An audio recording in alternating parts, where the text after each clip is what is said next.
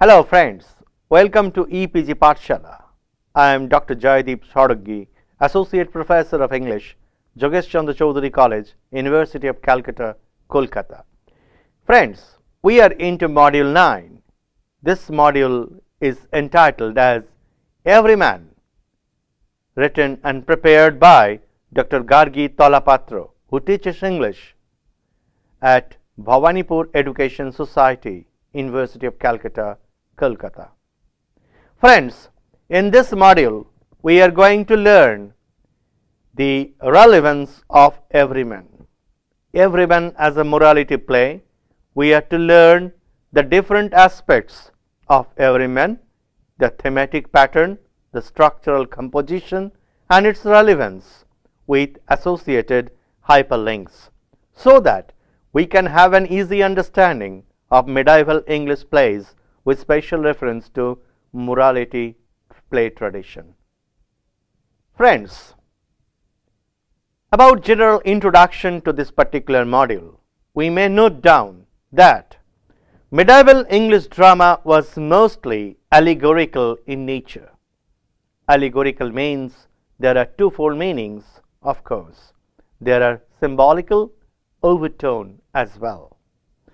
Beginning with the mysteries and miracles, drama started evolving into the shape of morality plays, also the interludes. Emergence towards the end of the 15th century, the moralities dealt with abstractions like evil properties in man, like good themes in man. The Christian doctrine of sin, redemption, punishment still held strong in these plays, but the manifestation of some of them are in microcosmic in representation.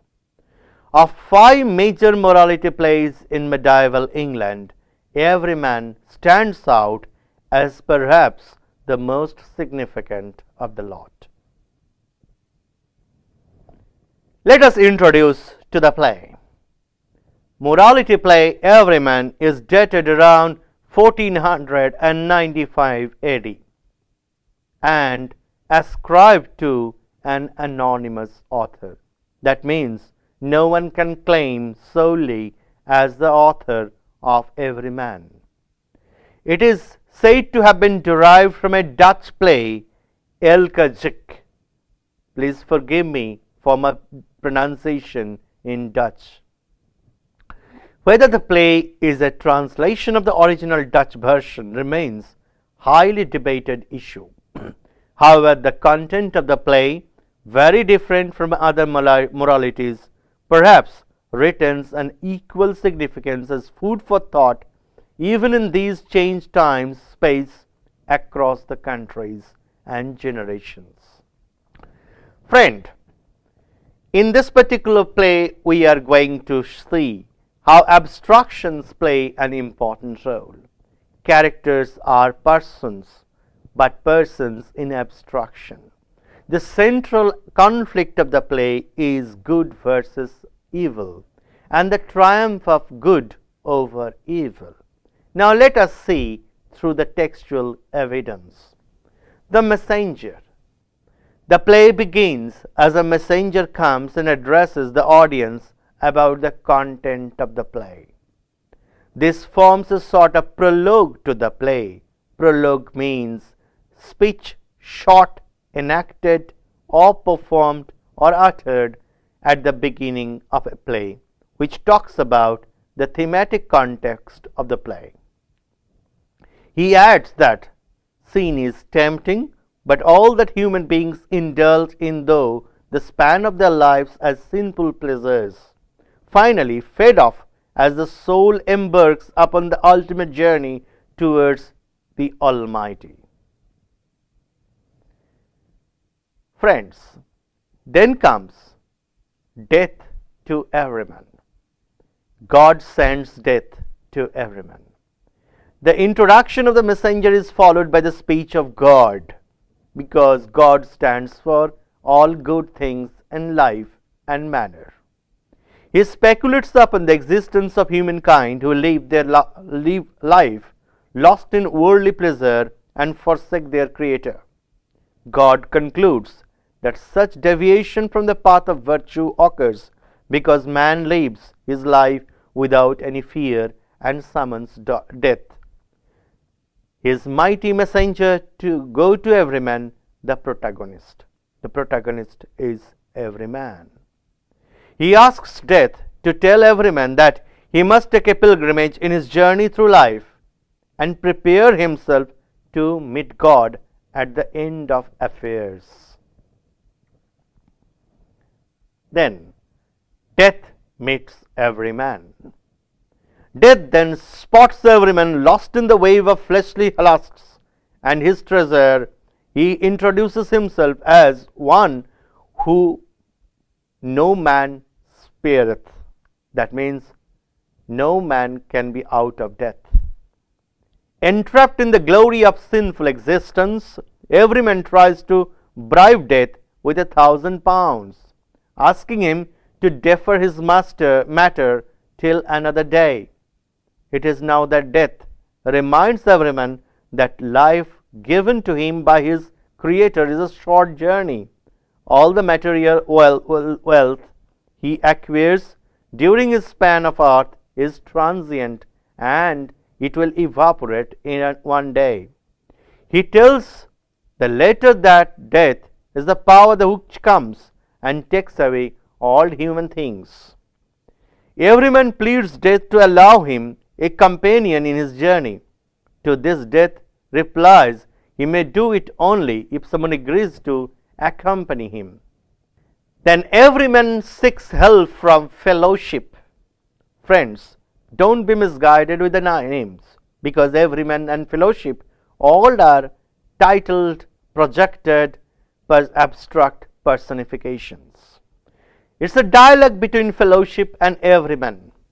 The former asks the protagonist that the reason for his sorrow and tries to comfort him with promises of togetherness even in a journey to hell.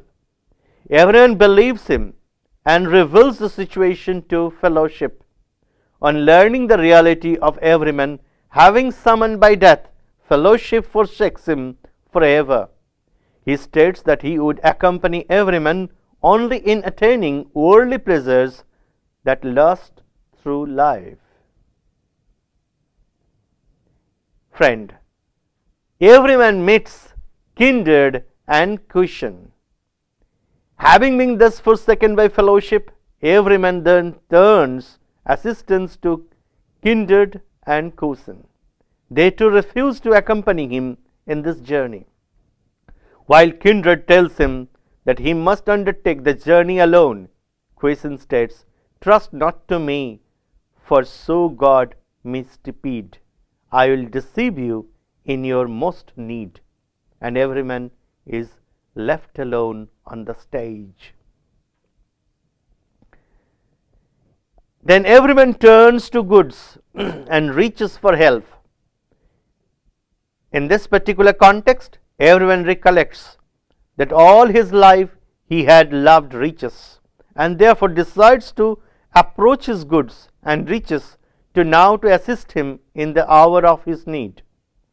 In the dialogue which follows between the two, goods makes it clear that he would keep the company of Everyman only in this world.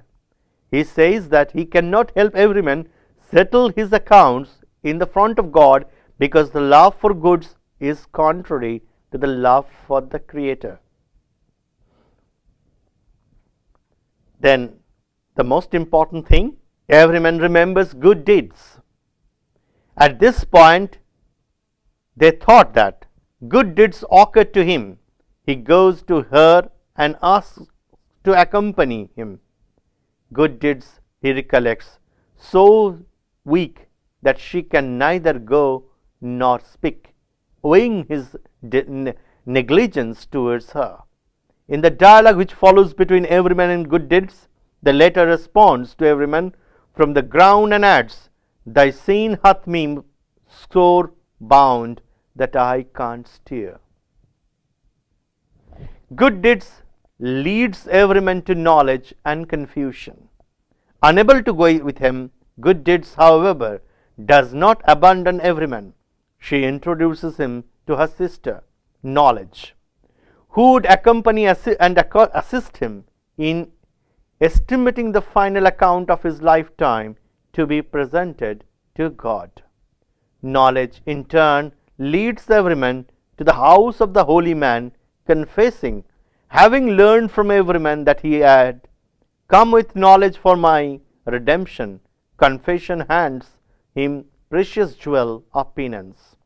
Accompanied by Knowledge, he is asked to scourge himself from the jewel of penance. Then, Knowledge and Good Deeds assist Everyman. After the act of penance, the good deeds of Everyman acquire strength and enough to rise up, walk up to him. Knowledge hands to Everyman a garment of contrition, wet with his tears, which will earn him mercy of the Almighty. His good deeds asks him to call upon three persons of great might, who would also go with him in this journey, namely strength, discretion, and beauty, while Knowledge empowers him 5 wits at his counselors. Strengthened thus with a reformed self, after having gone through penance of his previous sins, Everyman is now ready to undertake the pilgrimage Death had asked him to at the beginning of the play.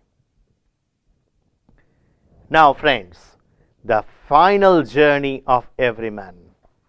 The play concludes as Everyman reaches his grave, which signifies the end of his journey through the world. As he is ready to leave or part, he is gradually abandoned by beauty and strength. By beauty and strength, they are also abstract personifications. Discretion and 5 wits. Knowledge stays with him till the end of his life, but only good deeds accompanies him into the grave. The message is very clear. The message intended becomes clear.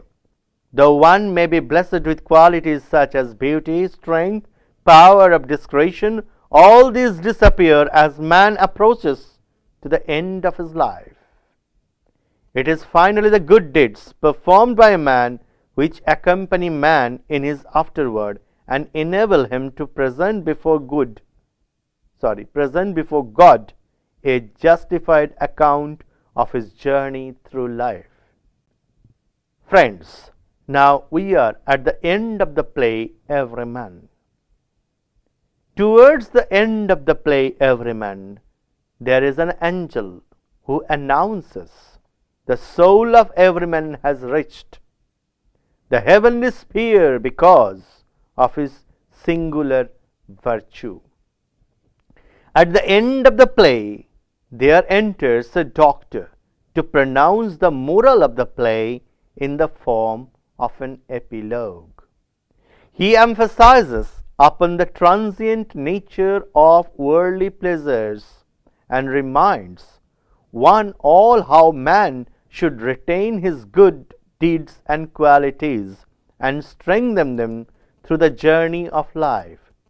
It is in order to accept or accepted by God within his kingdom and be blessed with his mercy and pity. Friends, there are also later adaptations of Everyman. By later adaptations means there were interpolations and people later on adapted to and attached to the text. Universal in its appeal, the play Everyman has not remained confined to the history of medieval English literature. It has been staged repeatedly and completely in 20th century as well. The first recorded modern performance of Everyman is by William Poyle in July 1901. A noted English actor well known for his adaptation of Shakespearean classics, Boyle turned to Everyman when he was mourning the recent death of his mother. Another very important instance of reinterpreting Everyman on stage is provided by the adaptation Everyman in the Mall as an attack on American consumerism, performed in a mall, backdrops used in a play were real shops. Kindred and Cousin were portrayed as clowns who placed on the down escalators and could never manage to reach Everyman for assistance, while the main action of the play represented multiple Everymans, male and female, dealing with diversity of multiple deaths as the universal finality of finite existence.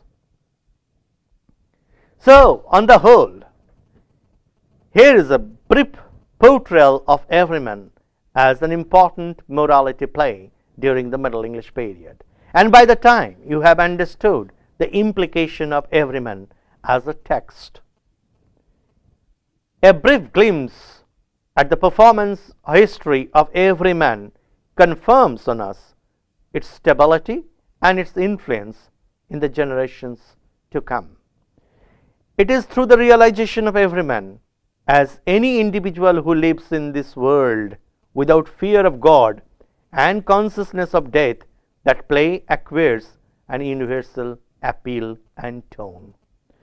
Though emphasizing upon the theological beliefs and context of the medieval society, the play has a relevant role to the readers, actors, and audience in the ages to come. Friends, for useful links, you may look into the screen. Thank you.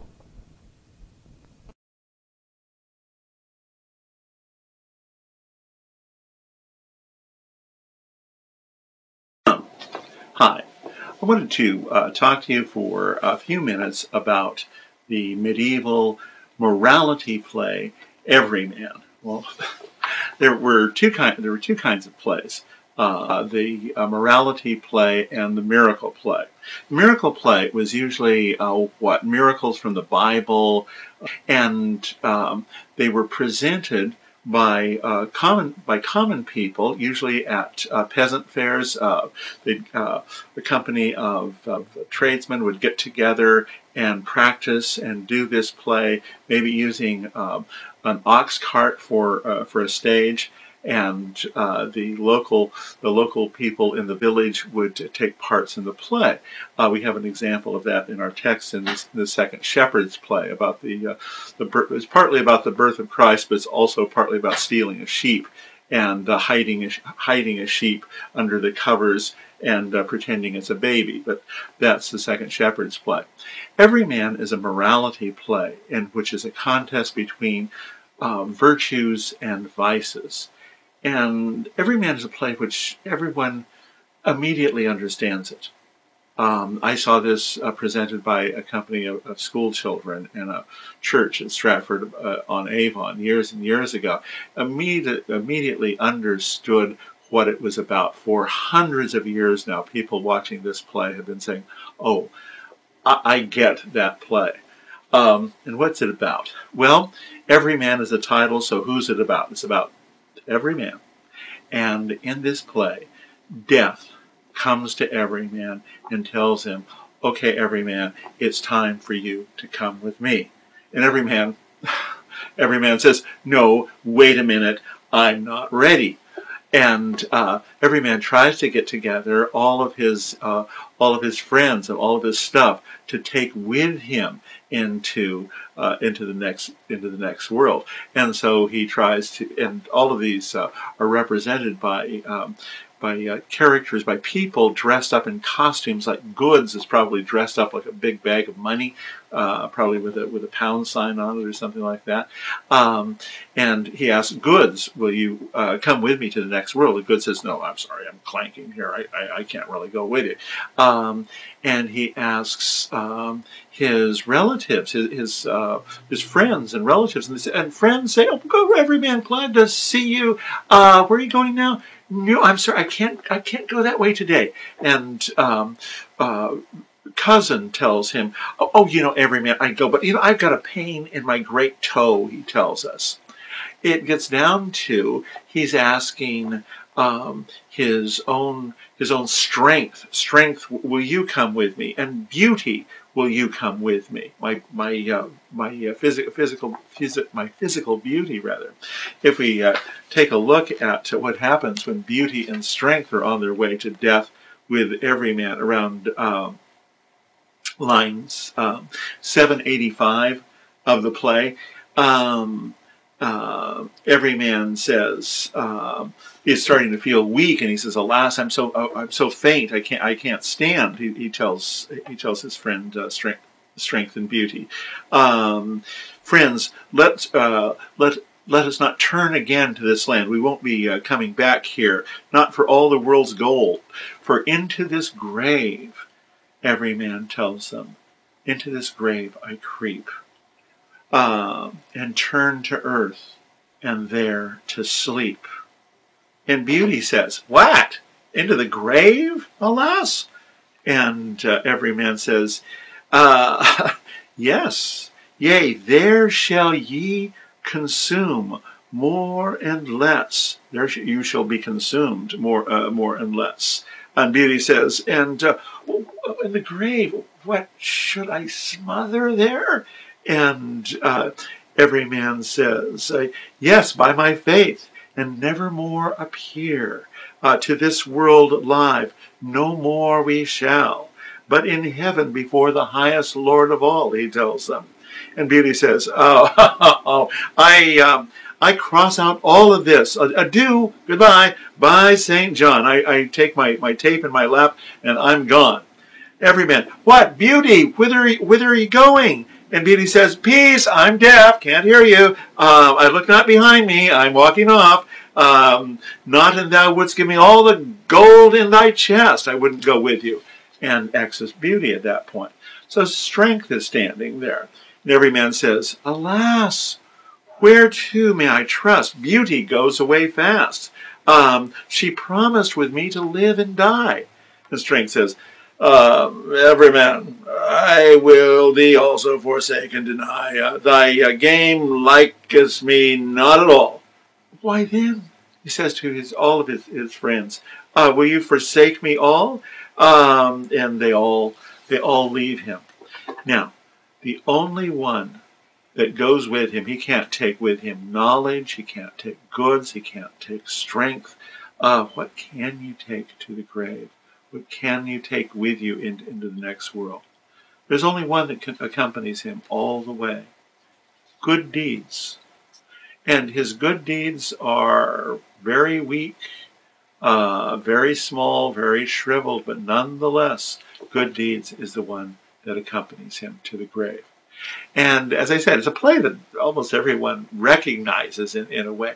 You imagine simple peasants looking at this thing when it was first produced, probably back 1485, which is 80 years after Chaucer, and it's a good deal less sophisticated, obviously, than Chaucer.